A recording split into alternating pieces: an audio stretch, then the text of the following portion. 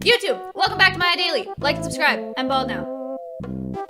Show us macaws, please. No can do. But I can show you the ambassadors that we have revealed so far. Look, here we go. Maybe we should go from the beginning. Here's the beginning. peepoPog, wow. Yo. Ambassador number 1, African bullfrog. He eats lots of crickets. I had to go buy a bunch of crickets for him today because we were buying them in like little packs, but he eats like 25 at a time. So I bought a lot more, and now I have a little cricket habitat, and we are keeping crickets.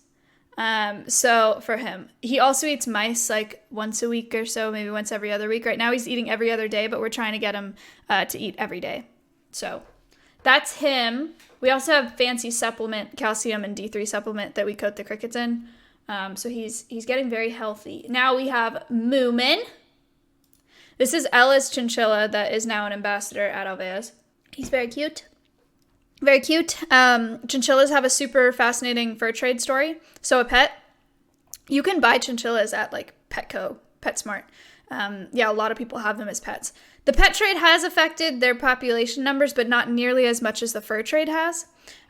So we are going to use Moomin and his new friend to talk about the fur trade. This is Tico. Tico is beautiful. Blue and gold macaw, as you can see, very challenging. Is going to continue to be very challenging. They can bite like a motherfucker, and he does, and he will. Is he the one screaming? Yes. He's incredibly smart. I'll tell you more about him when I introduce them all in the first, but one of the big stories that, yeah, Bash. So this is why I was going back and forth between... I didn't want to take the macaws at the same time I took the other smaller parrots, because I know that macaws are such a challenge and they can bite so hard. But she convinced me to take them, so that's why I have them. But he's gonna be tough, but it'll be a cool experience. I'm gonna try to train him to do short flights. Eventually, I would love to free fly him, but I don't know. That's gonna take a while. But anyway, Tico.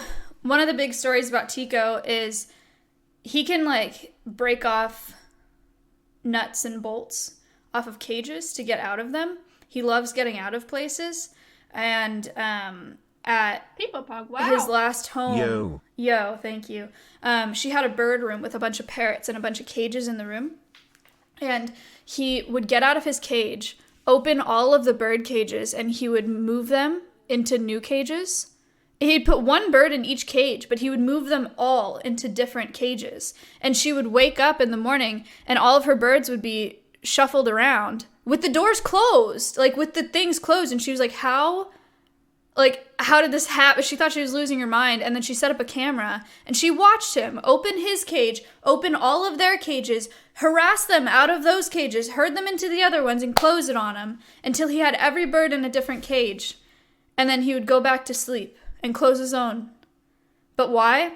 Ask Tico. I don't fucking know. Why does he do anything? I don't know. He's very confusing. He's very smart. You guys will see when we start working with him. He is... The way that I like to say... Look, anytime you try to go near him, he tries to bite you. And I don't mean bite like warning bite. I mean, he tries to break your finger. He's... The way that I like to think of it is that he's incredibly intelligent, and he is constantly searching for ways to exert his will, because he has a lot of opinions and he has a lot of willpower, and he knows that the best way to exert that will is through biting, because that's how he's done it throughout his life, which totally makes sense. It's super effective, right? So it's going to be a really, really interesting process to work with this bird and see what we can get done. But anyway, that's Tico. Ball python, very cute. This one doesn't have a name yet. This is right before he shed too. He just shed, so he's all shiny. The carpet python shed as well. But he's like a little donut. I like him a lot. He eats mice right now. This is Siren. the one we were talking about before. She's a blue-fronted Amazon. She says a lot of things, but most of it is just babbling. And it's really hard to tell when she's meaning to say something and when she's just like baby babbling. But super cool nonetheless. She's constantly making noises and constantly talking. She says, hello, mama, and she says, I'm a good boy. She is a girl, though. But, you know. Then here's peepoPog, Snork. wow. This was today's, I think, yeah. Snork is the other chinchilla. Look at her.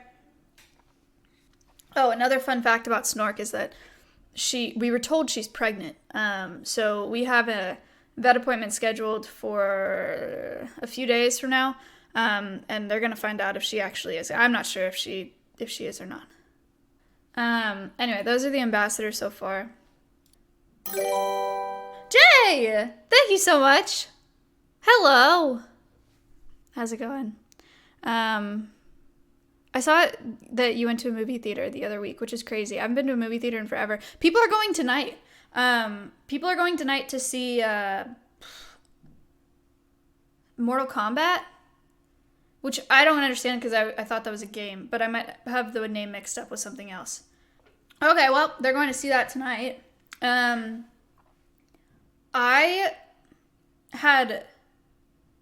We went to an arcade yesterday, and I was so uncomfortable because I haven't done anything like that since COVID started, really. And it like freaked me out. Like, I didn't want to touch anything. I don't know when that's going to go away. Like, even the concept, every time I fill up for gas, I am like, damn, I don't want to touch it.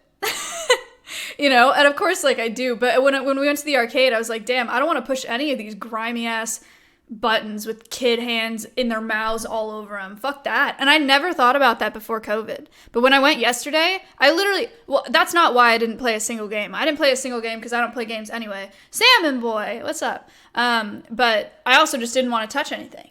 So I just watched everyone play games. And then I got a pretzel, but they didn't give it to me. Okay, let's talk about this. Hold on. I am convinced that the woman at the register hated me because, one, I ordered a soft pretzel and she just didn't put it in my order. And then two, I bought a drink. Connor Eats Pants bought a drink in front of me and only I got carded. Have y'all seen Connor Eats Pants? No fucking way Connor looks that much older than me. Why did she card me and not him? Have you seen yourself? Okay, but why? Like, I don't understand. Because the short hair. She probably knew who he was. It's crazy. Walking around with Connor Eats Pants and Jschlatt. And we were also with Weston Corey and his sister, Kaylin. They are actually famous. People recognize them so often. So often. People are like, oh my god, it's Jschlatt. Everywhere. Which is crazy. Because I don't think I understand the scope of, like, Minecraft and Twitter fame and, like, YouTube shit. I just think of Jschlatt as, like, a streamer, even though I know he's not. But it was, like, 3 people at the arcade just yesterday that went up to Jschlatt and, like, took pictures with him and with Connor. And they were like, oh, shit, you know what, Connor? It's probably because you put it on your fleet, on your Twitter fleet. And I was like, what? You think they're rushing to the arcade because of Connor's Twitter fleet? Like, is that really a thing? I don't know. Maybe it is a thing. I don't know. But, yeah, it was pretty interesting. Nintendo was shot by Mizkif.